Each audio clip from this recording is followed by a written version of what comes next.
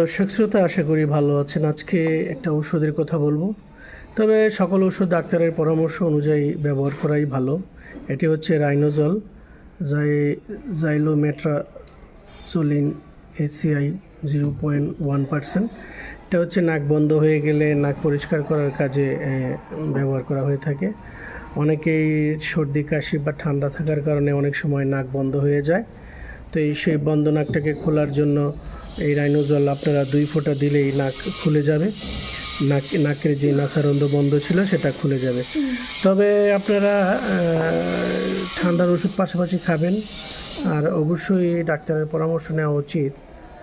তারপরেও যারা ডাক্তারের কাছে যেতে পারছেন না বিভিন্ন কারণে, হতে পারে টাকা পয়সার অভাবের কারণে, হতে পারে সময়ের অভাবের কারণে, তারা কিন্তু এটি আপনারা এই মুহূর্তে বাজারে দাম রয়েছে মাত্র 20 টাকা।